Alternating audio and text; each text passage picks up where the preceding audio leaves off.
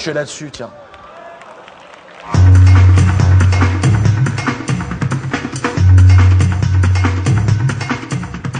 Mesdames et messieurs, bonsoir. Bonsoir et bienvenue dans cette toute nouvelle émission intitulée « Une vie, une histoire ». Bonsoir à tous. Alors, ils sont les proches, les familles, les amis des plus grands criminels que notre société ait comptés. On a beaucoup écrit sur la vie des serial killers, mais rares ont été les témoignages de leurs proches. Ils sont là ce soir pour nous raconter leur calvaire. Nous allons commencer par vous, Françoise Bellembe. Françoise, vous nous venez de Martinique. Bonsoir à tous nos amis des Antilles. Bonsoir à tous nos amis. Vous êtes également, Françoise, la mère de Stéphane, un solide gaillard d'origine antillaise qui a volé, violé, tué, Françoise, et parfois même dévoré près de 50 personnes. En majorité des femmes centenaires. Hein. Ça n'est pas dans un esprit coubertin qu'il a agi.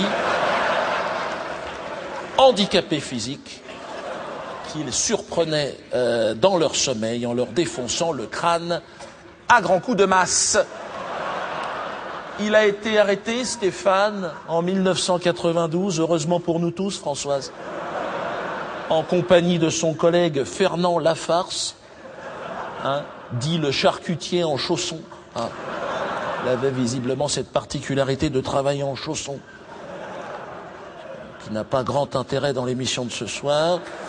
Ils ont tous deux, bien évidemment, été condamnés à la réclusion criminelle à perpétuité. Françoise, comment vit-on ces épreuves lorsque l'on est la mère du plus grand criminel français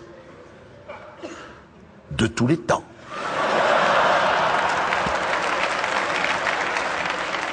Avant que vous n'interveniez, François, je tiens à remercier nos partenaires Coca-Cola Dash Machine et Panini Fromage. C'est à vous, François. Moi, je comprends pas. Nous ne pas comprendre. Pour moi, mon enfant, il est innocent. Il n'a pas tué leur grand-mère.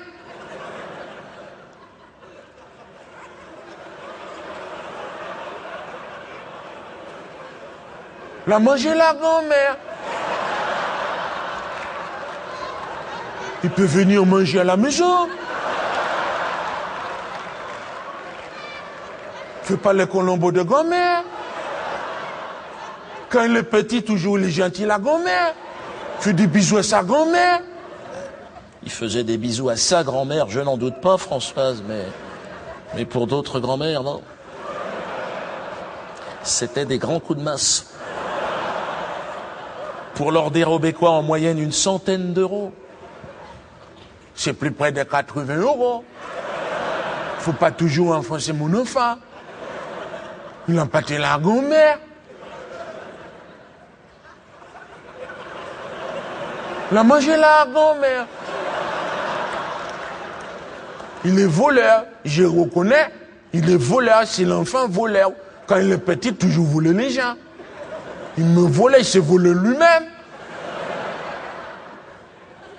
Il est venu, maman, il m'a volé. J'ai dit, regarde dans ta poche. Il s'était volé lui-même. Parce qu'il est sacripant. C'est l'enfant sacripant. Tourniquet. Nous cartons tourniquet. Vous venez peut-être de le remarquer, mais depuis ces tristes événements, Françoise souffre d'une maladie grave, le syndrome du tourniquet. À un moment donné, elle nous a fait le coup en répétition tout à l'heure, elle se coupe complètement de la conversation et répète ce mot, donc tourniquet, hein, tourniquet. Alors, voilà, je ne sais pas si vous m'entendez, Françoise, au moment où je vous parle, voilà, j'ai l'impression que le regard se stabilise un peu, je vais profiter de cette fenêtre. Alors, vous prétendez, Françoise, inlassablement que votre enfant est innocent, mais Stéphane a avoué ses meurtres, Françoise. Vous étiez vous-même au procès, vous êtes venu aux assises à Paris, vous avez entendu le juge.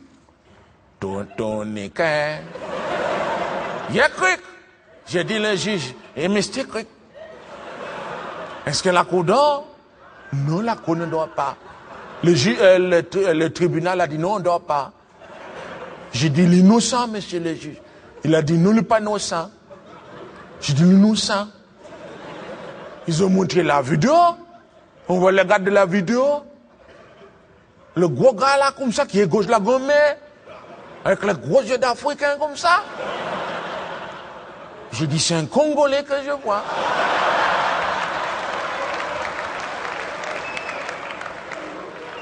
Mais c'est pas mon enfant.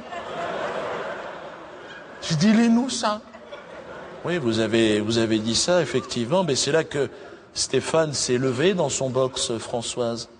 Hein, et il s'est adressé à vous dans un silence d'église, de cathédrale, et il vous a dit « Ferme-la, maman. Ferme ta gueule. » Hein, ce sont ses propres mots que je cite, hein, évidemment. C'est moi qui les ai tués, ces grosses putes. Hein. Tu me fais chier, j'ai tout avoué. De toute façon, c'est mort, j'ai le sida, je vais crever. Dégage, s'il te plaît, dégage. Et c'est là, effectivement, qu'il sort cette phrase qui sera reprise dans la presse dès le lendemain. Hein, il vous regarde et il vous dit « Maman, maman, je t'aime. »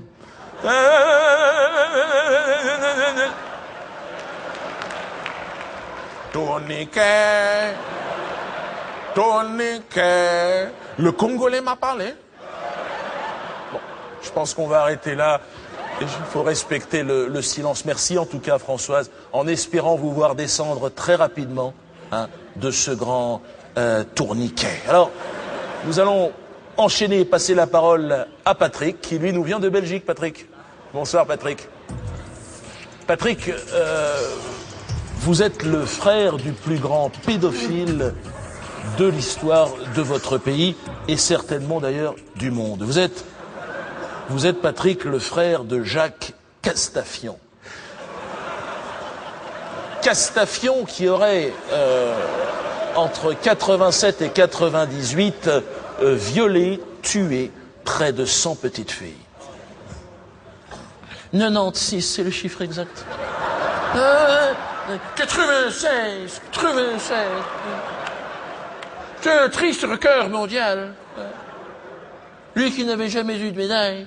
Il vaut mieux en rire. Je suis le frère de Jacques. Le nom de Castafion est devenu imprononçable. J'ai fait l'erreur.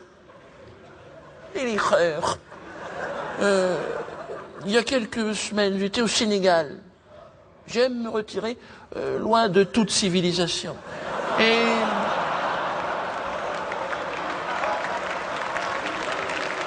j'ai fait l'erreur de signer un chèque au nom de Castafion, hein, immédiatement en Casamance.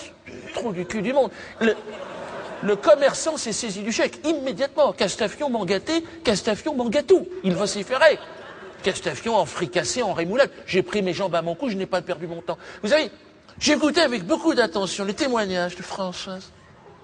J'ai envie de dire à Françoise, moi aussi je suis monté sur le tourniquet. J'ai pris le toboggan, j'ai joué dans le bac à sable. Puis une psychothérapie de 2 heures. J'ai interrompu, mon psychothérapeute ayant été arrêté. L'affaire de pédophilie, c'est encore autre chose. Ce que je disais à vos collègues, j'ai grandi avec Jacques, c'est mon frère. Oui, c'est mon frère. Mais je ne le connais pas. Je ne connais pas cette personne. Écoutez, je crois que c'est une excellente conclusion. Et je me permets, hein, merci, non, parce que d'enchaîner très rapidement, parce que le temps passe, et évidemment, tout le monde attend le témoignage d'Alex.